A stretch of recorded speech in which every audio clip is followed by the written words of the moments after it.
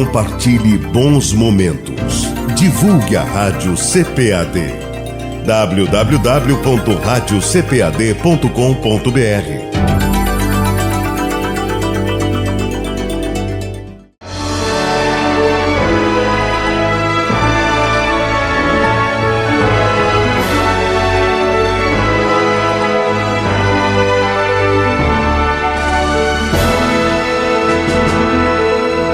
Subsídios.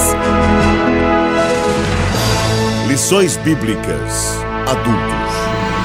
Lição 12. Imersos no Espírito nos últimos dias. Minha querida irmã, meu querido irmão, professores e professores e superintendentes da Escola Bíblica Dominical, da EBD, cumprimento a todos vocês com a paz de nosso Senhor e Salvador Jesus Cristo. Que bom estarmos juntos de novo para o estudo de mais uma lição da Escola Dominical. O tema é Imersos no Espírito nos últimos dias.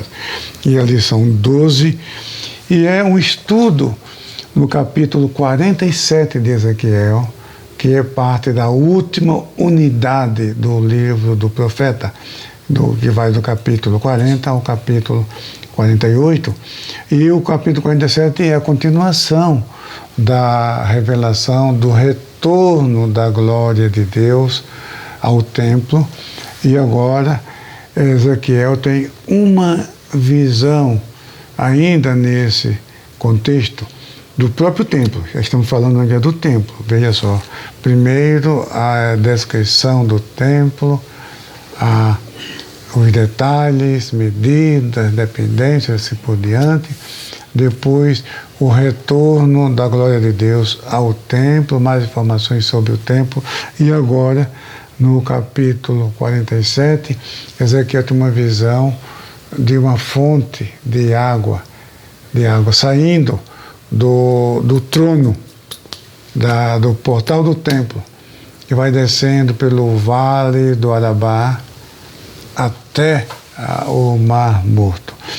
Esse texto, da leitura em classe dessa lição, imerso no Espírito nos últimos dias, vai do versículo 1 até o versículo 12. Versículo 12, que podemos dividir em duas partes principais. A primeira parte fala das águas que saem do umbral do templo e vai descendo e fertilizando a terra e curando a terra por onde passa. E a segunda parte, que vai do versículo 7 até o versículo 12, descreve o efeito milagroso dessas águas, trazendo vida ao Mar Morto e a toda a região do Arabá. Então, são esses dois temas, mas acontece o seguinte: nós temos aqui 3 tópicos dessa lição. Primeiro, sobre o aspecto escatológico. Segundo, sobre a implicação pneumatológica. E terceiro, sobre o contexto geológico do Vale do Mar Morto. Isso no milênio. Tá? O aspecto escatológico. Claro, essa visão para os últimos dias. Estamos tratando do milênio. Ezequiel tem essa visão e depois ele é convidado, diz aqui o texto sagrado, que depois disso me fez voltar à entrada da casa, e eis que saía umas águas de debaixo do umbral da casa para o oriente, porque a face da casa olhava para o oriente, e as águas vinham de debaixo, desde a banda direita da casa, da banda do sul do altar. Ele me tirou pelo caminho da porta do norte e me fez dar uma volta pelo caminho de fora, até a porta exterior, pelo caminho que olha para o oriente, e eis que corriam umas águas desde a banda direita. Agora, minha pergunta: por que ele teve que contornar, indo para o norte e não ir direto pela porta oriental? É porque essa porta estava fechada. Se você voltar ao capítulo 44, estamos aqui no capítulo 47. Se você voltar no capítulo 44, versículo 2, fala que essa porta está fechada porque o Senhor, Deus de Israel, passou por ela. Essa porta oriental. Até hoje Jerusalém tem ali, é claro, que no livro temos explicações sobre isso, porque aquela porta oriental que olha para o Monte das Oliveiras, curiosamente ela está fechada hoje. Quando Suleimã II construiu aqueles muros, porque os muros de Jerusalém hoje, ele é do século XVI, 1542 a construção daqueles muros. São 13 metros de circunferência, 13 quilômetros de circunferência tem ali. E o que acontece, 13 quilômetros, eu não lembro. Não importa agora a extensão do muro. O que importa é que ele é do ano 1542, que foi construído pelo Império Turco Otomano Suleimã II. E, segundo alguns historiadores, afirmam que ele mandou fechar aquela porta, dizendo que é para o Messias não entrar. É isso o argumento. Mas essa porta do milênio veja, a Jerusalém, não a Nova Jerusalém, tá? Isso é outra coisa. A Nova Jerusalém é o lugar dos santos na eternidade do mundo vindouro. Não vamos confundir a Nova Jerusalém com a Jerusalém do milênio. A Jerusalém do milênio é uma, e a Nova Jerusalém de Apocalipse 21, 22 é outra coisa. Ali estamos falando do mundo vindouro. E aqui estamos falando do reino milenar de Cristo. Então, aquela porta estava fechada, por isso que ele contornou pelo norte para ver as águas fluindo, as águas sanadoras fluindo do umbral do templo. Depois, diz aqui que aquele Cicerone, vamos assim dizer, que estava guiando o profeta, mandou que ele entrasse naquelas águas, disse que fez passar pelas águas, e aí as águas estavam pelos tornozelos. Depois mediu mais 1000, aqui está falando de 1000 côvados. Na Almeida atualizada, na MAA, nós temos a vantagem nessa versão, porque facilita muito a compreensão em termos de distância. No capítulo 47, o versículo 2 diz assim, versículo 3, o homem saiu para o leste, tendo na mão um cordel de medir, mediu 500 metros e me fez passar pela água que me dava pelos tornozelos. Então, aqui na Almeida Corrigida, fala 1000 côvados. Então, aqui já você tem uma ideia de distância. Fala 1000 côvados, a pessoa tem que pegar um dicionário, ver o que significa côvados. Então, isso facilita. E aí, ele foi mais 500 metros e diz que foi aumentando. Mediu mais 500 metros e me fez passar pela água e me dava pelos joelhos. Mediu mais 500 metros e me fez passar pela água, que agora me dava pela cintura. Mediu ainda outros 500 metros e era já um rio que não podia atravessar, porque as águas tinham crescido. Eram águas que se podia nadar, um rio pelo qual se podia passar andando. Não se podia passar andando. Então, ele me perguntou, você viu isso, filho do homem? Então o homem me levou à volta à margem do rio. Então, você pergunta, mas por quê? Que Ezequiel teve que caminhar na água 500 metros, depois mais 500 metros, a água deu nos joelhos, depois mais 500 metros deu na cintura, depois mais 500 metros deu no pescoço, que ele precisou nadar, e depois aquele personagem, aquele Cicerone, trazê-lo de volta. O que Deus queria era que Ezequiel visse o ribeiro, visse aquela inundação das águas sanadoras. Então, essa é a primeira parte, a descrição das águas sanadoras indo em direção ao Mar Morto.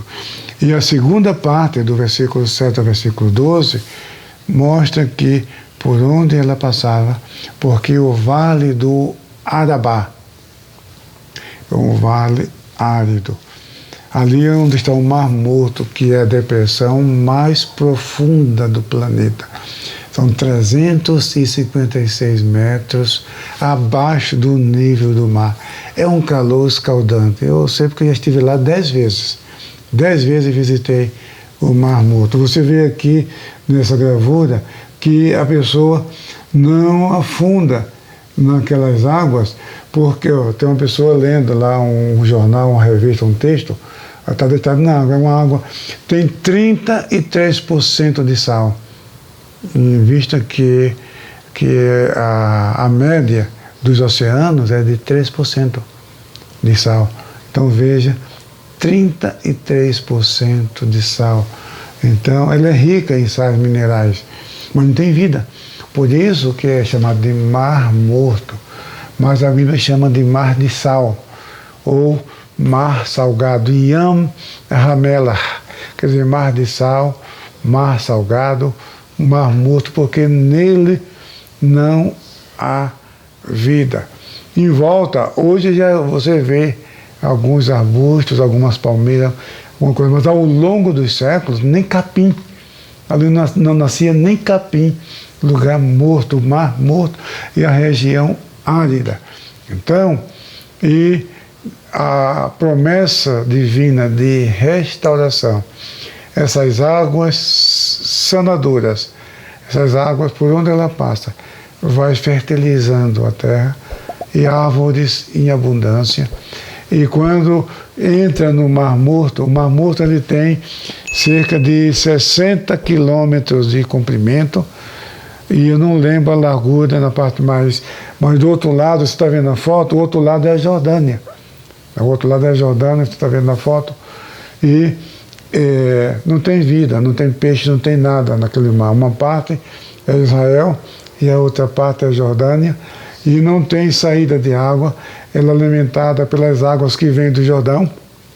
O Jordão nasce no Monte Hermon, ele vem serpenteando e descendo, desde as montanhas da Galileia até o sul, até a região do Mar Morto, e mais os riachos que passam por terrenos sulfurosos que permitem que a água tenha essa riqueza em sais minerais.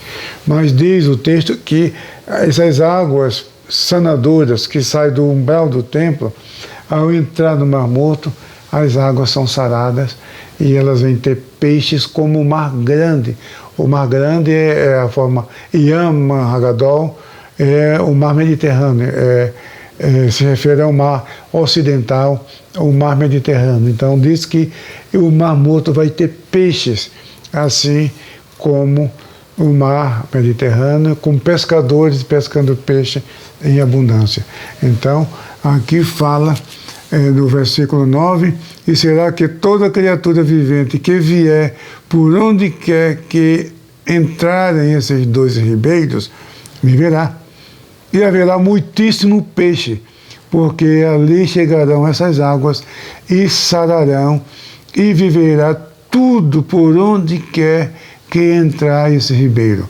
Será também, versículo 10, será também que os pescadores estarão junto dele, desde En-Gedi até En-Eglaim haverá lugar para estender as redes. O seu peixe, segundo a sua espécie, será como o peixe do Mar Grande, em multidão excessiva. O Mar Grande aqui é o Mar Mediterrâneo, e En-Gedi é a pronúncia em hebraico, aqui a gente lê En-Gedi, mas é En-Gedi em hebraico. É uma região ali onde Davi entrou na caverna, onde Saul estava dormindo, e ele cortou uma parte do manto. Aquela parte que está no livro de Samuel, que nós conhecemos, é nesse local aí. Eu já visitei lá tem uma fonte de água pequenininha, um pouquinho d'água, e quando a gente passa ali, a gente vê com certa tristeza e ao mesmo tempo com alegria a festa e tão pouca água ali, uma biquinha de água e um laguinho ali pequeno, e aquele povo ali tão empolgado com aquela pouca água ali. Você vê como eles valorizam. Nós temos abundância de água aqui e muitas vezes nós não sabemos valorizar, e ali a gente vê a escassez de água. É um ponto turístico. Quem visita Israel, visita o Vale do Arabá, visita a região do Mar Morto, que é ali muito, muito quente. E aí você vê que no milênio essa paisagem vai ser mudada. Vai ter planta, vai ter fruta, vai ter peixe, vai ter pescador. É promessa de Deus para o milênio. E finalizamos essa parte no versículo 12, quando fala que o fruto do ribeiro, a sua margem, de uma e de outra banda subirá toda sorte de árvore que dá fruto para se comer, não cairá sua folha, nem perecerá o seu fruto nos seus meses, produzirá novos frutos, porque as suas águas saem do santuário, e o seu fruto servirá de alimento e a sua folha de remédio. Aí você vê que a revelação do Apocalipse, do mundo vindouro, da Nova Jerusalém, é uma expressão emprestada do profeta Ezequiel. E eu quero finalizar com o contexto. Temos 2 pontos aqui, rápido. Primeiro, a implicação pneumatológica sobre o Espírito Santo. Ezequiel, inundado nas águas sanadoras, realmente representa o crente na inundação do Espírito Santo, porque os teólogos, ao longo dos séculos, em todos os ramos do cristianismo, sabem que a água é um dos símbolos do Espírito Santo. Embora os expositores do livro de Ezequiel, quando comentam essa parte, eles não dão essa ênfase ao Espírito Santo com essas águas que fluem do umbral do templo. Mas nós entendemos, por isso que a lição textual é aquelas palavras de Jesus. Jesus diz: quem crê em mim, como diz a Escritura, rios de águas vivas fluirão do seu ventre. Então, aqui o Espírito Santo, a água e o Espírito Santo, a água é símbolo do Espírito Santo, também Jesus, a água é símbolo do Senhor Jesus Cristo. Então, nós podemos aplicar, assim, você como professor pode também aplicar essa experiência de Ezequiel nas águas sanadoras como a presença do Espírito Santo na vida cristã. E o tópico 3, o contexto geológico, tem um assunto que eu comento aqui que realmente causa estranheza, mas faz sentido. Diz aqui, aí eu quero encerrar mostrando isso aqui, é o tópico 3 e o subtópico 4, sobre os charcos lamaceiros com sal que não serão restaurados, porque existe na região do Mar Morto aqueles poços de betumes, e aqui fala que não será sarado. Há ainda muitas controvérsias. Como a vida não se estende além das águas da salvação que fluem do templo, talvez a morte continue nesses buracos salinos. Então, aqui temos algumas passagens sobre o milênio, onde mostra que é possível, sim, ainda haver morte e pecado, ainda de forma reduzida no período do milênio. Então, Isaías fala que a pessoa de 100 anos de idade ainda será jovem, morrerá. Então, dá a entender da existência de morte, ainda que seja rara nesse período. Muito bem, aí diz aqui, a descrição do milênio, Isaías, indica haver pecado e morte em escala reduzida, nascimento e envelhecimento. Aí tem aqui a referência bíblica. Mas há quem afirme que esses charcos serão de grande utilidade para a economia por causa da abundância das riquezas minerais, até para o tempero, como o sal para os sacrifícios, conforme Ezequiel 43, 24. Mas não há unanimidade sobre nenhum desses pensamentos, porque é um texto difícil, há muitas interpretações, essa é uma das interpretações possíveis, porque você não deve ir para a sala de aula sem nenhuma explicação. Tá? Não significa que isso seja unânime, não significa que essa seja a interpretação realmente dogmática, mas é uma possibilidade. Tá? Então, isso que eu queria trazer para vocês. Portanto, que Deus abençoe a cada um de vocês, que vocês tenham uma excelente escola dominical e um domingo abençoado em nome de Jesus. Amém.